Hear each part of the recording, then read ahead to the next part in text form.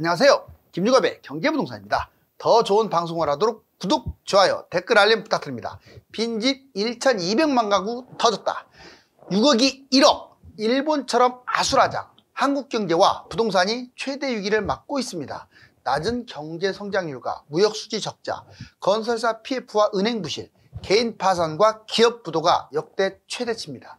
한국 집값은 미국과 일본 경제 위기 수준을 뛰어넘었으며 다주택 매물과 분양, 빈집을 합하면 잉여 가구가 1천만 채가 넘습니다. 특히 거품값이 높아서 국내의 주요 기관은 50% 폭락을 거론할 정도입니다. 만일 경제 성장률이 무너지면 한국은 잃어버린 일본의 30년을 닮아갈 것입니다. 유료상담은 010-2616-6276 제가 직접 매수타이밍과 입지를 추천해드립니다. 지금 바로 전화 주십시오. 빈집 1200만 채 터졌다. 진짜 1200만 채냐고요?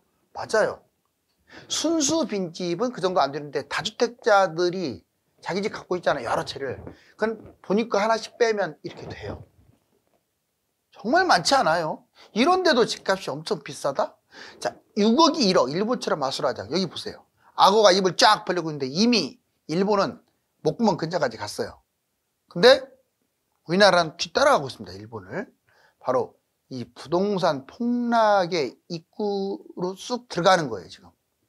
자, 여기 보실래요? 한국 경제 좀 잘 됐으면 좋겠는데 최고 위기를 지금 맞이하고 있어요. 먼저 낮은 경제 성장률 1, 2%대 생각해 보세요. 우리나라는 보통 그래도 2% 계속 넘었잖아요. 최악이에요. 무역수지 적자 22년에서 23년. 세상에 근데 무역수지 적자가 단 2년 만에 700억 불이 뭡니까? 우리나라는 무역수지 자체가 적자라는 걸 모르고 살았어요. 제 말 틀렸나요? 근데 아무리 이번에 코로나 사태로 위기가 있던들 이건 너무 심한 것 같아요. 제가 보기에는 이거는 총체적인 문제입니다. 혹독하게 비판을 받아야 돼요. 제가 보기에는 700억 불 적자? 있을 수 없는 일이에요. 경제가 무너져 버리면요 일본 따라가요. 지금 우리나라가 일본보다 앞선 게 경제 성장률이 좋았기 때문에 그랬어요. 자, 은행 건전성도 2금융권 일부 1금융권이 지금 심각하고요. 기업 부도 25%는 부실 기업이에요. 4개 기업 중에서 하나 기업은 무조건 문 닫을 지경이다 이 말이에요. 건설사 부도 몇 개라고 말 안 해도 엄청 많은 거 아시죠? 특히 대형 건설사 PF 문제로 지금 사실상 부도인데 목숨 끌고 가는 거죠. 워크아웃으로 어떻게 버텨보려고 하고 있고, 개인 파산. 그렇다고 일반 개인들이 낫냐? 여러분들 채무가 얼마나 많습니까? 가계부채, 연체율까지. 보시면 소상공인의 다중채무자도 어마무시해요. 이 항목별로 이렇게 봤을 때 상당히 좋지 않죠. 한미일 비교를 해볼게요. 이거 보면 우리나라가 지금 사실상 경제위기 그 상황하고 비슷하다는 걸 알 수 있어요. 먼저 집값 거품부터 볼게요. 그러니까 일본하고 미국은 경제위기 한번 터졌고 일본은 터졌다고는 안 하는데 사실상 터진 것으로 봐야 돼요. 왜? 어떤 사건 위주로 해가지고 1991년 프라자 합의 위주로 쭉 거의 잃어버린 30년간 성장 뚝 멈췄기 때문에 경제위기보다 더 위험한 거죠. 아무튼 일본하고 미국이 큰 문제에 봉착했을 때보다 지금 우리나라 문제점이 더 크다 이 말이에요. 어떤 문제점이 크다? 집값 거품, 가계부채, 가처분 가계부채 이 세 가지 면에서. 자, 일본 91년에 250%까지 거품이 치솟았는데 약 25년간 30년이죠. 30년간 잃어버린 장기 침체. 미국은 2007년 이때 금융위기 터졌었는데 350%였어요. 와, 진짜 많네요. 집값 거품. 7년간 장기 침체. 자, 우리나라 이 집값 거품은요, 2021년에 정점을 찍었는데 약 400%. 지금 몇 년간 침체가 될지는 좀 봐야겠죠. 자, 여하튼 지금 경제위기가 터졌던 미국, 일본보다 우리나라가 지금 더 거품이 세다 이 말이에요. 그 다음에 가계부채 볼까요? 일본은 가계부채가 91년에 67.6. 결국은 이걸로 일본 분기됐죠. 물론 일본은 상업용 부동산으로 분기됐지만 가계부채도 엄청났죠. 자, 미국 가계부채 2007년에 98.4로 분기됐어요. 근데 우리나라 보세요. 2022년 기준으로 106%, 지금은 101%인데 오히려 이런 금융위기가 터진 나라보다 더 심하죠. 지금 터진다 해도 전혀 이상할 게 없을 정도예요. 우리는 당연히 정상적으로 받아들이지만 그렇지 않아요. 가처분 가계부채 일본 21년 가처분 소득 가계부채 122. 자, 미국 101, 한국 206. 우리나라가 압도적으로 높네요. 물론 이건 이제 셋 다 2021년을 기준으로 잡았지만 일본과 한국 부동산 버블 분기 과정을 한번 보여드릴까요? 자, 부동산 프라자비 버블 8년 84년부터 91년 놀랍게도 자 거의 7년. 우리나라도 보세요. 한국 부동산 버블 분기 과정 부동산 코로나 19년 그다음 버블 8년 2014년부터 사실상 뛰기 시작했기 때문에 21년까지 어떻습니까? 거의 똑같지 않습니까? 7, 8년? 그 다음에 두 번째 일본 부채 GDP 대비 300% 초과했고 인구 구조 즉 총인구 생산인구 감소 저출산 고령화 1인 가구 증가. 여기 보시면 한국 부채 GDP 대비 300% 육박 똑같아요. 그 다음에 인구 구조도 똑같습니다. 집값 250%가 폭등을 해가지고 일본이 금리 인상 이후에 이 후유증으로 무너진 거죠. 아무튼 200만 가구를 추가 공급했죠. 우리나라 집값 250% 폭등 일본하고 똑같네요. 자, 근데 더 많은 250만 가구 공급. 그리고 마지막 여기가 중요해요. 자, 일본은 부동산 80% 폭락을 했습니다. 즉 5억이 1억, 6억이 1억이죠. 30년간 장기 침체의 늪에 빠졌어요. 결정적인 게 경제 성장률하고 무역 수지가 문제가 됐던 거예요. 우리나라 보세요. 자, 지금 성장률하고 무역 수지가 지금 심각합니다. 물론 24년에 좀 회복될 것으로 예상이 되지만 지금 23년, 22년 이거 뭐 했는지 모르겠어요. 자, 지금 6번 과연 몇 년간 얼마나 떨어질 것이냐 부동산이. 그리고 얼마나 장기 침체할 거냐 이거는 제가 적지를 않을게요. 그나마 다행인 건 24년 들어와서 경제가 살아날 것으로 좀 보여집니다. 자, 한국 기업, 은행, 가계 총체적 위기. 자, 한국 경제 총체적 위기, 고강도 노동개혁으로 투자 물꼬를 터줘야 한다고 한국경제에서 말하고 있죠. 먼저 기업 부실, 은행 부실, 가계 부실 세 가지. 기업 부실, 기업 어음 부도액이 3조 6,282억 원, 8년 최고치예요. 이자 보상 배율도 7.35배, 5.1배로 크게 지금 낮아졌어요. 7.35배까지 높다가 5.1배. 여러분들 이자 보상 배율이 높을수록 좋은 건데 이게 낮아졌다는 것은 기업이 상당히 지금 안 좋다는 거예요. 은행도 부실. 자, 은행 연체율이 39개월 만에 최고치. 갈수록 신기록 경신. PF 위기. 이은행권은 아예 난리예요. 농협, 수협, 신협, 새마을, 저축은행. 뭐 이거 뭐라고 하면 뭐 어떻다 하는데 제가 보기에는 살아있는 게 기적이에요. 자, 금융권 부실. 지방은행도 문제입니다. 1금융권이라고 안전하지 않아요. 그리고 국책은행도 문제고요. 증권, 보험, 카드사 여기 근무하시는 분들 말 들어보세요. 심각하다고 하지. 가계부실. 자, 가계부채 1870조로 사상 최대 플러스 임대보증금. 그러니까 전세까지 포함시키면 심각해지죠. 자, 빚 못 갚는 대출자 171만 명. 자, 열에 한 명이 빚을 못 갚아요. 8.7%. 세 곳 이상 대출 이걸 다중채무자라고 하는데 무려 448만 명입니다. 와, 여러분들이 그러니까 빚을 못 갚는 상황이 아니면 내가 박수를 쳐드리고 싶어요. 왜? 지금 여기 보면 끔찍하잖아요. 한국이 일본과 다른 점은 딱 하나입니다. 아까 말했지만 이게 지금 곰발바닥이에요. 곰발바닥 보시면 인구 감소 우리나라가 지금 더 심각하지 않나요? 저출산 세계 200국에서 꼴찌인데 자, 공급 과잉 우리나라가 집 더 짓고 있어요. 일본보다. 옛날에 일본 문제됐을 때보다. 지금 3기 신도시 미쳐 날뛰면서 계속 짓고 있잖아요. 아니 PF 문제로 건설사 부도나는데 뭐가 집이 모자라요. 개뿔집 모자란다고 막 짓고 있어요. 여러분들 집 모자라지 않아요. 우리나라 집 넘쳐나요. 왜 자꾸 지느냐. 건설사들 배불리게 해먹고 정치인들 해먹고 특히 경기도 지금 인천 쪽은 그냥 다 신도시인데 인구가 그렇게 많이 늘었나요? 가구수가 늘었다고 계속 짓는다고요? 나중에 끔찍한 일 벌어질 겁니다. 집을 짓다 보면 특히 경기도 인천. 자, 여기 보시면 부채 보세요. 부채, 가계부채, 기업부채 세계 1, 2위를 다투고 있다는 거 다 아시잖아. 거품이 얼마나 심각한지 알죠? 이 네 가지가 일본하고 똑같아요. 일본 30년. 우리나라는 이제 시작.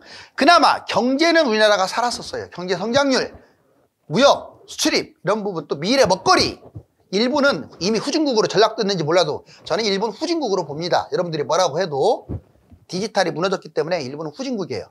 우리나라는 소프트 파워도 강국이고 상당히 미래 전망이 밝은 나라였는데 지금 경제 이게 지금 무너지고 있어서 다행히 24년에 살아나고 있는데 일본은 따라가지 않았으면 좋겠어요. 여기 보시면 자, 땅값 보세요. 미쳤죠? 일본 땅값 200 40년간 이렇게 뛰기만 하고 결국 떨어졌어 이렇게. 근데 우리나라 보세요. 49년간 83배 뛰었어요. 그래놓고 안 떨어졌어. 일본은 이렇게 폭락했잖아요. 우리나라는 안 폭락을 안 했어. 이 땅값이 비싸가지고 건설사도 힘들 거예요. 분양가도 높고. 조심하세요, 땅들. 자, 도쿄 서울 집값 비교할게요. 일본은 분기돼가지고 여기 잃어버린 30년 동안 계속 기고 있네. 근데 우리나라 보세요. 계속 올랐다 떨어졌다 하면서 막 수직으로 올라갔죠? 서울 거품이 얼마나 센지 알겠죠? 자, 1천만 가구. 자, 정확히 말하면 1,200만 가구입니다. 왜냐? 자, 빈집이 400만이에요. 실제 빈집이 있어요. 뭐 농촌이든 도시든. 이게 200만 정도 됩니다. 진짜 빈집이. 그리고 분양도 빈집으로 봐야 돼요. 왜? 잉여 물량이기 때문에. 200만 원. 그리고 다주택자들은 무려 800만 원. 다주택자들은 자기들이 여러 개 갖고 있는 거잖아요. 그렇다고 무주택자들이 집을 살 능력이 다 되는 게 아니에요. 결국 다주택자 750만, 법인 50만 했더니 800만이 사실상 잉여 주택이에요. 그러면 400, 800 합치니까 1200 맞네요. 자, 수도권 신도시가 많다. 제 말이 틀렸는지 지도 한번 보세요.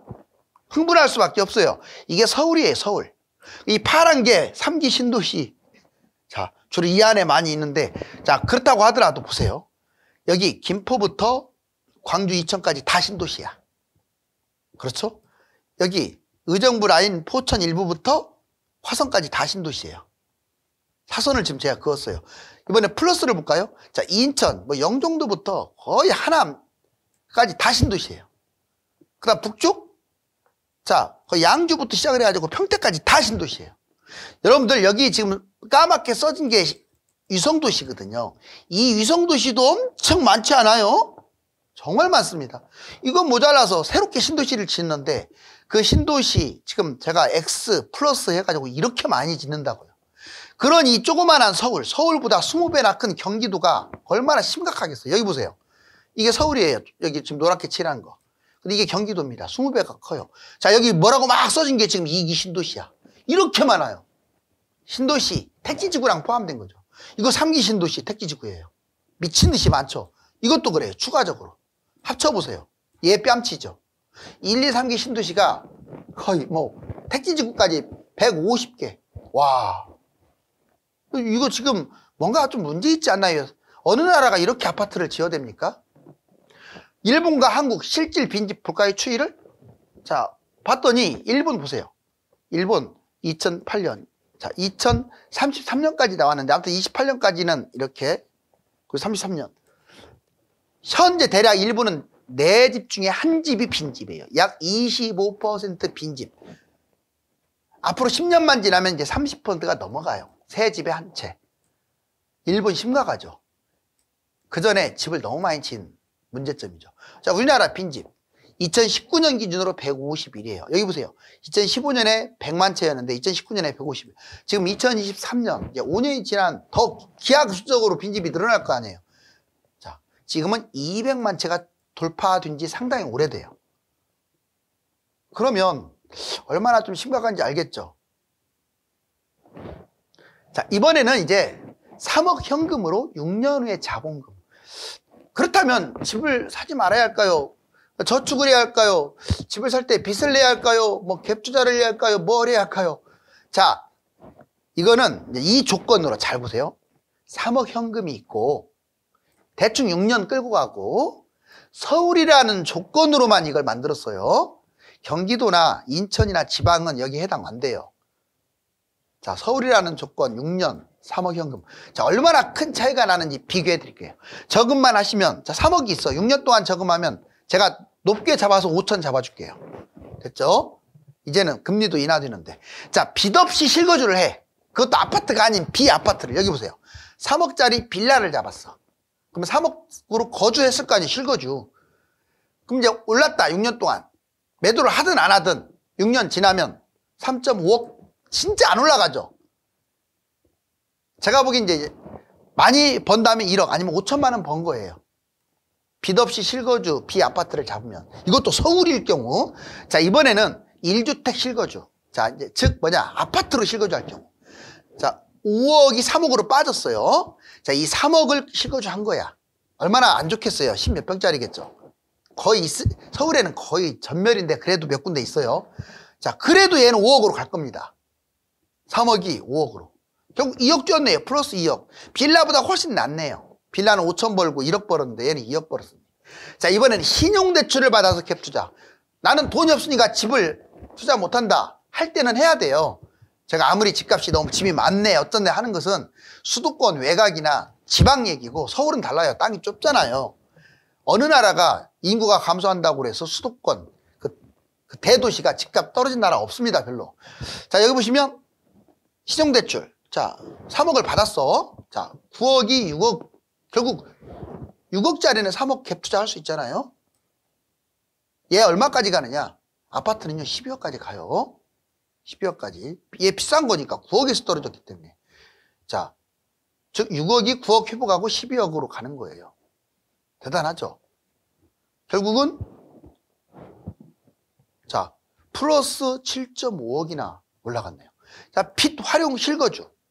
이번에는 신용대출은 이제 이자를 빼니까 9억이야 정상인데 이자를 빼니까 이적금 됐고, 빚 활용 실거주는 이제 아무래도 일반 대출은 신용대출보다 싸니까 그걸 감안했을 때 8억 정도, 1억은 이자 갚았다고 치고 진짜 많이 뛰네요. 갭 투자 그냥 빚 없이 내 돈이 있어 3억이 그러면 9억 법니다. 이게 6억을 벌어도 똑같은 입장이에요. 얘가 6억을 벌면 여기는 한 5억 5천 버는 거고 얘는 5억 버는 거죠. 자, 즉 빚을 활용하거나 전세 끼고 투자하는 게 훨씬 돈을 많이 번다는 걸 말씀드렸고, 집도 없으면서 돈만 있고 저축만 하거나 빚 없이 그냥 빌라 살거나 그냥 1주택 돈에 딱 맞춰가지고 실거주 하거나, 이 경우는 이 세 가지 경우보다 훨씬 안 좋죠. 여기 보시면 2차 집값 폭락 본격화되나, 교보증권이 여러 번 말했지만 50% 폭락한다라고 얘기했고, 한국은행도 2015년 수준이 적당하다. 즉 50% 폭락이야 맞다 이 말이에요. 실질적으로 30, 40% 하락 위험이 있다라고도 말을 했고, 출산율 0.75, 세계 217국의 꼴찌 1.6명대까지 진입시켜놔야, 그러려면 집값이 2015년 수준으로 가야 한다. IMF 22% 하락할 수가 있다. 선진국 14%, 신흥국 20%. 우리나라는 선진국이지만 실제 집값은 신흥국처럼 움직일 수 있다. 가계부채, 부동산 거품, 고금리 복합적으로 작용하니까 조심해라. 자, 이게 일본이고 우리나라입니다. 꼭 닮아가고 있는데 제발 경제에서 우리나라가 부각이 좀 돼가지고 닮아가지 않았으면 좋겠습니다. 인구는 감소하고 집은 남아도는데 무리하게 건설사들이 PF 대출을 남발해가지고 아파트를 짓고 있습니다. 10년 안에 집값은 양극화, 차별화가 될 것입니다. 감사합니다.